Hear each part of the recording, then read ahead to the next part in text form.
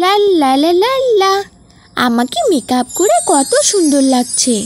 ভগবান, তোমাকে অনেক ধন্যবাদ আমাকে এত সুন্দর তৈরি করার জন্য। টুনি, এদিকে এসো তাড়াতাড়ি। এই যে আরেকজন, সকাল সকাল শুরু হয়ে গেল, আমাকে একটু শান্তি মতো মেকআপও করতে দেয় না। হ্যাঁ যাই, দাঁড়াও একটু। কি হয়েছে বলো তো? সকাল সকাল তোমার এই চেঁচামেচি আমি একদম পছন্দ করি না। আমি চেঁচামেচি করছি? সকাল সকাল তো মেকআপ নিয়ে পড়ে থাকো। তুমি জানো না আমার অফিস আছে, আমাকে তাড়াতাড়ি খাবার করে দিতে হবে।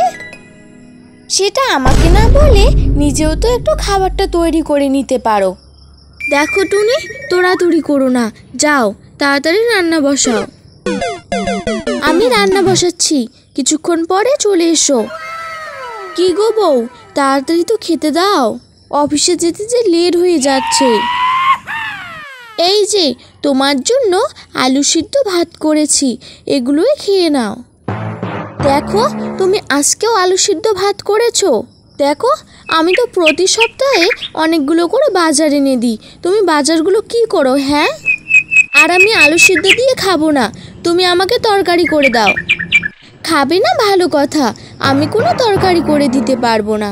আমি তোমাকে আলু সিদ্ধ ভাত করে দিয়েছি, সেটাই তোমার অনেক বড় ভাগ্য, বুঝেছো? আমার বিয়ে করাটাই ভুল ছিল, ভেবেছিলাম বিয়ে করে একটু সুখে শান্তিতে থাকবো, কিন্তু না। ধুর, এসব কাকে বলছি, এসব দিয়ে খেয়ে নিই আমি। মা, তুমি যে আমাকে টুনির সঙ্গে কেন বিয়ে দিতে গেলে? আমার জীবনটা শেষ করে দিল টুনি। কি গো টুনাদা, কোথায় যাচ্ছ? এদিকে এসো, বসো, একটু গল্প করি। তা এমন রেগে কোথায় যাচ্ছ টুনাদা? বাড়িতে কিছু হয়েছে নাকি বৌদির সঙ্গে? আর বলিস না রে কনক, আমি তোর বৌদির সঙ্গে আর সংসার করতে চাই না। কেন গো, কেন? কি হয়েছে? তোর বৌদি বাড়ির একটা কাজও ভালো করে করে না, সারাদিন মেকআপ ফোন নিয়ে পড়ে থাকে। আমি যে অফিসে যাব, আমাকে একটু খাবারও তৈরি করে দেয় না। তাই আমি ভেবে নিয়েছি আর আমি টুনির সঙ্গে সংসার করব না।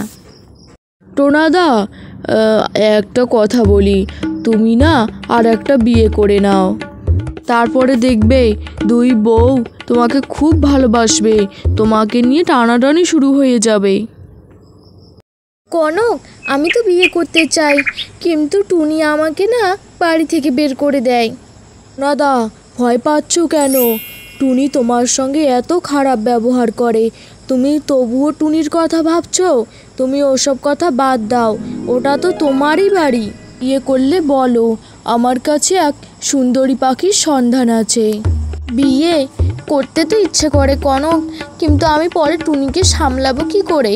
তুই যদি আমার পাশে থাকিস তাহলে আমি একটু সাহস পাই। কনকদা, আমি তো তোমার পাশেই আছি, চলো আজকেই তোমার বিয়েটা দিয়ে দিই। কনক, আমার খুব ভয় লাগছে রে। টোনাদা, বেশি কথা বলো না তো, চলো আমার সঙ্গে। তারপর টোনা এক সুন্দরী পাখিকে বিয়ে করে বাড়িতে নিয়ে আসে। কনক, টুনিকে ডাকো, আমার খুব ভয় লাগছে গো, তুমি ডাকো, আমি ডাকবো না টুনিকে। আর টোনাদা, বুঝলে আমার একটা দরকারি কাজ পড়ে গেছে, আমি না হয় পরে তোমার বাড়িতে আসবো। টোনা, তুমি এমন ভয় পাচ্ছ কেন বলো তো? আমি তো আছি, আমি সব কিছু সামলে নেব। টোনাদা, সুন্দরী টুনি তো বলছে সব কিছু সামলে নেবে, তুই এমনি এমনি টেনশন করছিস। যা, ঘরে যা, তোর বিবাহিত জীবন সুখের হোক। এ কথা বলে কনক সেখান থেকে চলে যায়। টুনি, টুনি, ঘর থেকে বের হও, দেখো কে এসেছে। টোনা, এই পাখিটি কে? আর তোমরা দুজন গলায় মালা পরেছো কেন? তোমরা কি বিয়ে করেছো? হ্যাঁ টুনি, আমি আবারও বিয়ে করেছি। তুমি সারাদিন ফোন আর মেকআপ নিয়েই পড়ে থাকো, আমার একটুকুও যত্ন নাও না তুমি, তাই আমি দ্বিতীয় বিয়ে করতে বাধ্য হয়েছি। দেখো টোনা, আমার এই জীবন থাকতেও আমি এই পাখিটিকে আমার ঘরে ঢুকতে দেব না। তুমি অন্য কোথাও নিয়ে যাও। তুমি কেন ঢুকতে দেবে না? হ্যাঁ টোনা, আমারও স্বামী, এই বাড়ির অধিকার এখন থেকে আমারও আছে।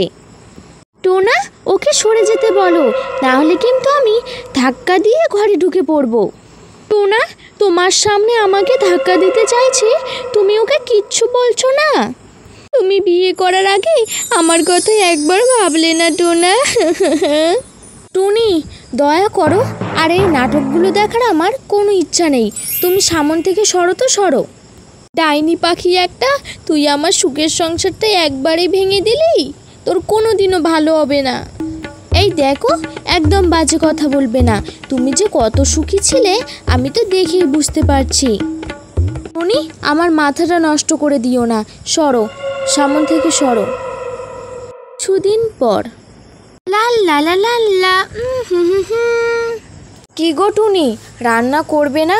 সকাল সকাল মেকআপ নিয়ে পড়ে আছো যে?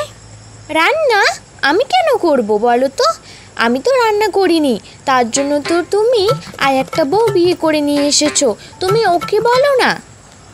ছোটো বউ, যাও না গো, আমি তো অফিসে যাব, তুমি আমার জন্য কিছু রান্না করে দাও। কেন? হ্যাঁ, আমি কেন রান্না করব? বড় বউ মেকআপ করছে আর আমি কি না আগুনের সামনে গিয়ে আমার এই সুন্দর মুখ পুড়িয়ে ফেলবো?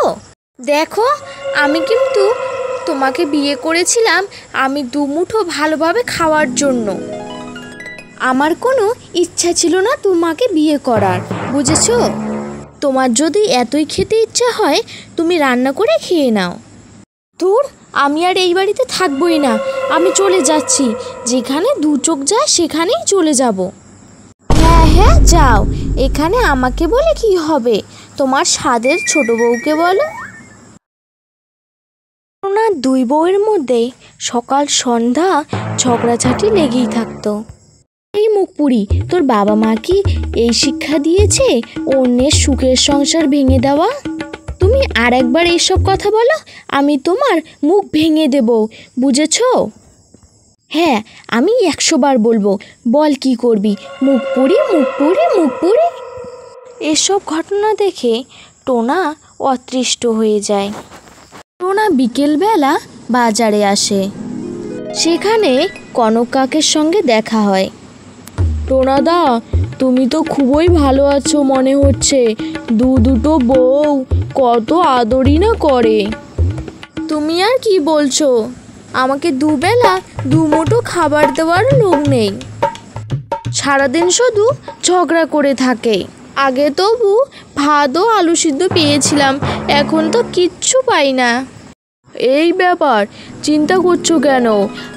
তোমার টাকা পয়সার কোনো অভাব নেই, আমি তোমাকে আবারও একটা বিয়ে দেব। খুব ভালো পাখি, বুঝেছো? তোমাকে খুব ভালো রাখবে। এই সব কিছু হয়েছে আবারও একটা বিয়ে করার জন্য।